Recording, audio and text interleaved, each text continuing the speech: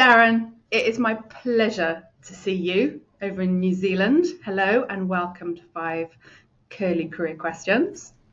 Kia ora. Kia ora. So you are the General Manager of Project Jonah, and you've been the General Manager since 2012, I believe. Yep. And for people that aren't aware of what Project Jonah does, you are a New Zealand charity whose mission is to help marine mammals, and that is through rescue, action, and protection programs. And I know that education is a big part of that. And if I remember rightly, we both did our marine mammal medic training together many years ago. True. And that's how I got involved. You got me involved in this work, so thank you. Look at that. You're welcome. So we met, back in 2007, didn't we? When I think you got to New Zealand and we just arrived to New Zealand as well.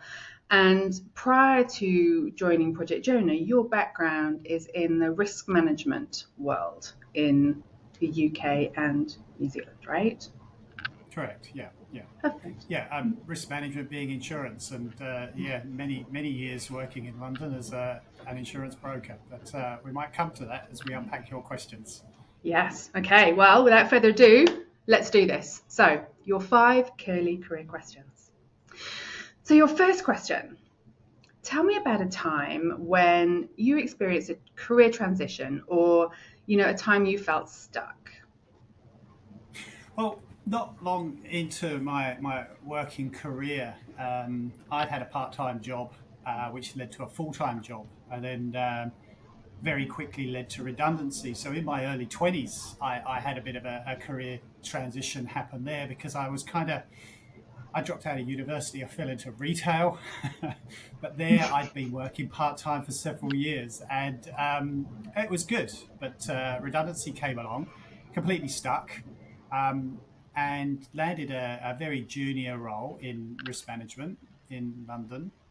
But 9 months later, I was approached to by my previous retail colleagues. They were setting up a new venture, and it was a lot more money. And you're in your early 20s, money talks. And I literally I spoke to my boss at the time, who it was less than a year I'd been working for him, and he was like, I can't give you any more money. I can't do that. But what I can do is I can offer you a career. And hard to hear when you're young, when your money is going to experiences and having a good time. But I don't know, he struck a chord, and I stuck with him. And ironically, a year later, the retail place I could have gone to actually folded, and I ended up working for the same guy for, I think it was 14 years in the end, through 2 mergers and a relocation.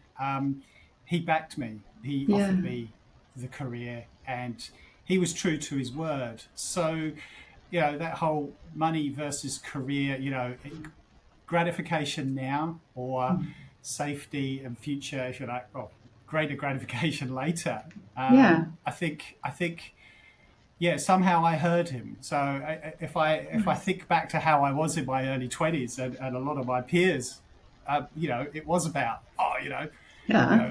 bit more money, I can get a nicer car, we can go on holiday, we could do the experiences. But no, I stuck with it, and on reflection, it was the right thing. Yeah, and he was good. He was true to his word. He gave you that career. That's awesome, actually. Yeah.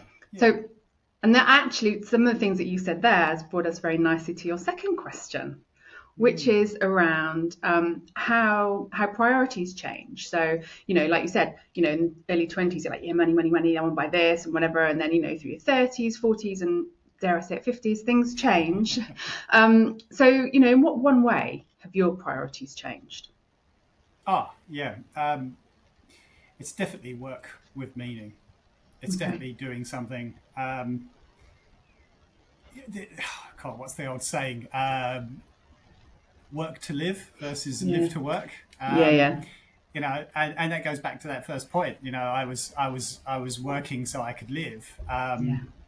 But now I do work. We are a not-for-profit, so I'm not exactly doing this work for the money. I do get paid, but it is work with meaning. It is Yeah. work where I know that there are times when I've spent a weekend running training courses and seeing people go on a journey where who they're presenting and working with them, seeing them people take knowledge on board and apply that knowledge is just incredible. And then to see them when if I do recognise people at strandings and seeing them come up to you and apply that knowledge they have learned in a way that saves lives, that's just incredible. And I realise how lucky a position I am in to receive, to enjoy that level of meaning to the work.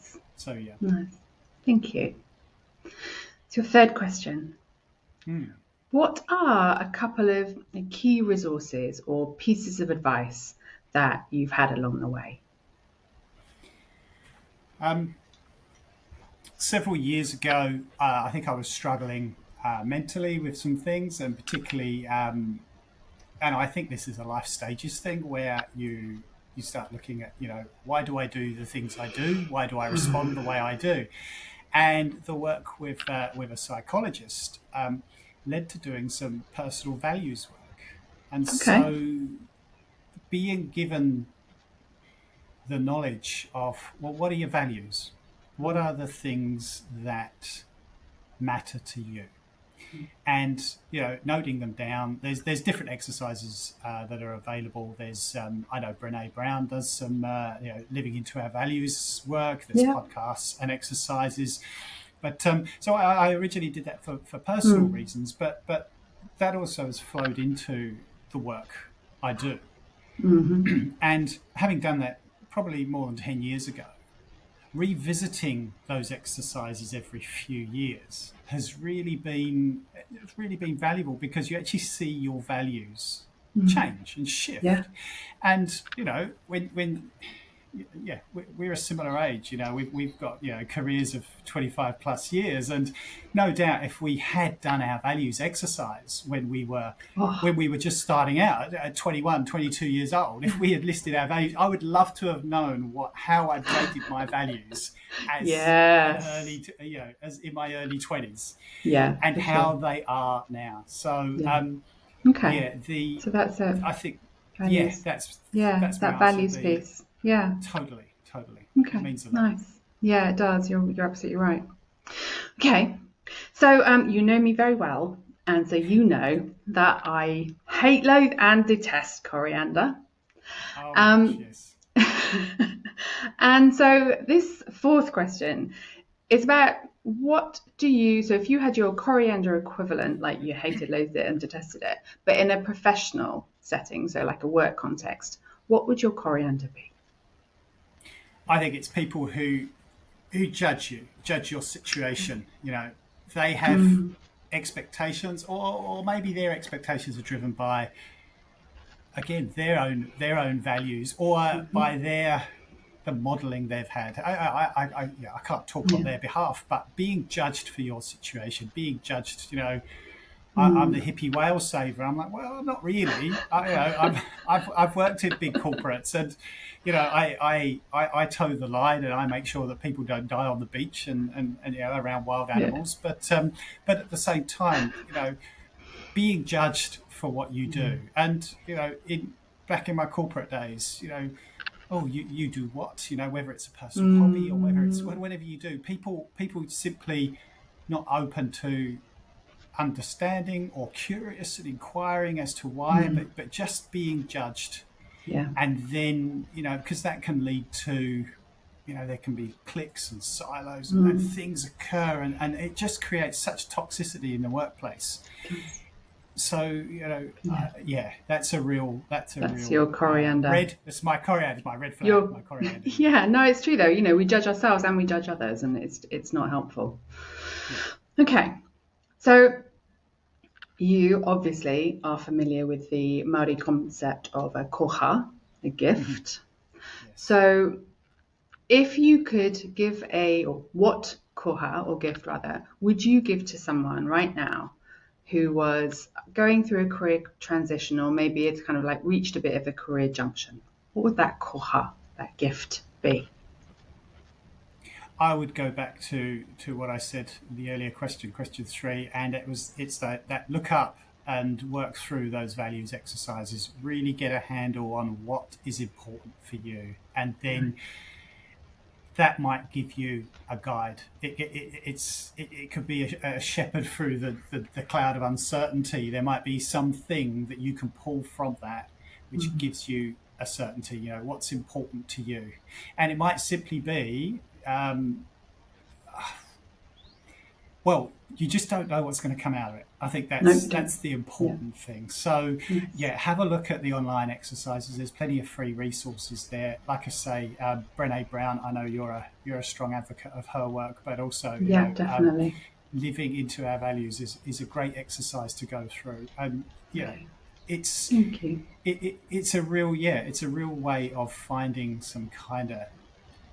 Being true to yourself, because if you're doing work that aligns with your values, you're going to be happier no matter what you choose to do.